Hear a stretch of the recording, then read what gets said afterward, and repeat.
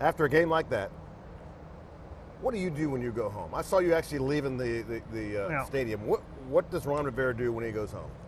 It just depends. Sometimes I've gone home and watched the tape immediately. Right. Other times I've tried to get it out of my mind as quickly as possible. I think this one, I spent a lot of time talking about it. Just talking about just what is going on, what is happening, what the positives are, what the negatives are, because there were so many good things, in my opinion, outweighed the negative, with the exception of losing that game. I thought we played well enough at moments. I thought offensively we did what we needed to do. Defensively we gave ourselves opportunities, and then at the end of it we just didn't capitalize when we had to. And that's a tough pill to swallow, just because it's a talented team. I really believe we've got good talent. We now have to put it together. We now have to play consistent football more so than anything else. Right. That first half, that's about as efficient as I've seen that offense and Sam Howell work it. Obviously, EB has changed a few things there. Got the ball out of the hands quicker. There was no sack issue going on. Was that the best half you've seen out of that offense? I think it's one of the best halves. Okay. Our first game against them in Philadelphia was a good half. It really was. I thought there were some real positives that we could take from that. What I did like was, the couple things that we had on the offensive line. Chris Paul playing left guard, Tyler Larson playing center, gave us two really big stout guys, held the point very nicely, created a little pocket where, Sam could step up and deliver a good ball. I thought that was evident based on the velocity of the ball he threw, based on the windows he threw the ball into. I thought that was some real good growth for us. And why is it, I'll come from the, outside the football team, week 7, week 8, that you find that Chris Paul, Tyler Larson can do that job? Why does it take that long to make that I think as you go through it, you're looking for growth and you see some good things happening and you stick with what you're seeing. But there's also a point where you do get to it and say, it's time to move on. And that's basically what happens. Last week I said to you, if you hold a team to 14 points, you expect to win. Yep. If 38 points are scored, you probably don't expect to win. Your defense, what's your view of your defense right now? Well, I think there's some inconsistencies that we have to get better at. We get ourselves in a nice second and long situations and we allow 6 or 7 yards to be gained, and next thing you know, now they're in 3rd and 3, 3rd and 4, as opposed to holding them to 3rd and 7, 3rd and 10, 3rd and 12. Terry McLaurin said something yesterday. He had 2 drops. They were not the easiest balls to catch, but in his estimation, I got to catch that ball. Sam says, I got to give him a better ball. But you have a pro in Terry McLaurin who's like, you know what? That's on me. Yeah. We've seen in the league, not all guys take accountability. Certainly, Scary Terry does that. It doesn't surprise me just because of who Terry is and who Terry's working to be for us, and that really is our guy. When you have a young quarterback that's developing, growing, you're going to do the best you can to help him every opportunity you get, and that's what Terry's doing. On the inverse, Sam is showing you his young maturity. He is growing in that position as your quarterback. I mean, his numbers were what you're looking for and what you hope that we can continue to get from him. Because I do think this is a young man that's showing every time he gets out on that football field what he's capable of, and it's been really good to see. 4th down, Devontae Smith, catch, no catch. It's a home game, Coach. You expect your Jumbotron to replay that quickly, or at least somebody who's ever in your ear to be quicker. It would have been, those are critical things that we've got to be able to have and get worked out. And again, it's something that we're working to get done. The trade deadline is Tuesday. I know you don't talk personnel, but you oversee this team.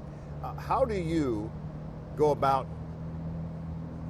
coach personnel? How do you do that? Well, what it is more than anything else, Jake, it's about information gathering by the people that you have that are here. I mean, it's a huge collaboration between us and the personnel department. Marty Herney, Martin Mayhew, and those guys that work that, they're getting as much information and everything they can right now. And as all this stuff's being put together, we'll disseminate it, we'll talk about it, and we'll go from there. That's how we make the decisions. It's a collaboration. It's not necessarily just one person saying, this is it, and this is how it's going to be. Right. You try to get as much information as you can, everything from the analytics to the scouting reports on whatever needs to be done. You want to have as much information as you can so you can make the right decision. And Logan Thomas told me yesterday, I would hate to see, the whole talk's about Sweat and Chase. Could be somebody else. But he's like, I really would not like to see those guys leave the program. As a guy who gets close with his players, do you become a counselor after this all takes place? Whatever does take place, do you then have to talk to some guys off the ledge? You always have to talk to guys about things as they happen. You know, when you switch players out, you put a guy on the bench, you've got to talk to them. You've got to make sure they're okay. I mean, because you may need them again, and they're good players. They just may need a little opportunity. Well, same thing when guys move on. Yeah. You know, guys are going to wonder why, or what does it mean to me, or how's it going to impact me. And so you want to be there to be able to talk with them about those things. Bill Belichick is your next opponent, the New England Patriots. What do you know you're getting from a Bill Belichick team? Oh, first of all, you're going to get a very well-coached team, very disciplined. They know what his expectations are of them. Secondly, it'll be very well game planned. I can promise you that. I mean, what he does and how he does things is kind of the way that we try to model ourselves. Us younger coaches try to model ourselves after. And I say younger laughing because I've been here doing this a while, but not as long as he has. I mean, him and Andy Reid, I think, are two of the benchmarks that a lot of us young guys aspire to be.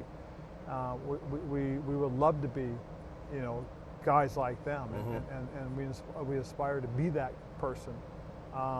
But those are guys that really epitomize head coaching. I'm glad you don't try to epitomize them when it comes to the media, because you're very good at talking.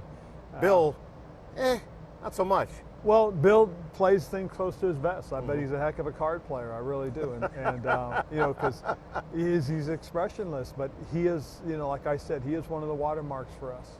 And do you enjoy the cat and mouse game that you have with us right now? I mean, in your press conferences, the guys have to ask about. Oh, I know.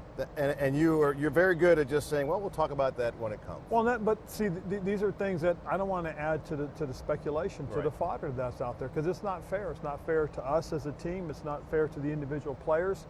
And so we just want to make sure that whatever happens between now and Tuesday at 4 o'clock, we've done all of our work, and that's what we're doing right now. We've got people working these things. We're looking, like I said, at everything from the analytics to the reports that have been written up about these guys, about what their impacts are, what their potential impact is with them and what it is without them. Everything's out there. Do I know exactly what we're going to do? No, other than what we're going to talk about, discuss, and prepare for. That we have to make the best decision that impacts and helps us. All right, 2 Halloween questions. These are the getaways. Favorite Halloween costume for Ron Rivera as a kid? As a kid, golly. I mean, you might be doing it as an adult too. I don't know. Well, as an adult, the Mario Brothers? Yes. I was dressed up as Mario. You like that one, huh? It was a good one. It really was. The other one was Duck Dynasty. Those guys. Yes. I had the beard and the outfit on, and I wasn't recognized. We went to a Halloween party.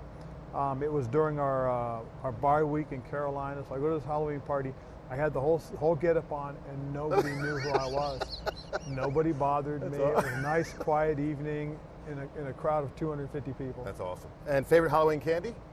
Oh gosh, anything with chocolate. Anything with chocolate. Sounds good. Thanks for your time. Thanks, Chick.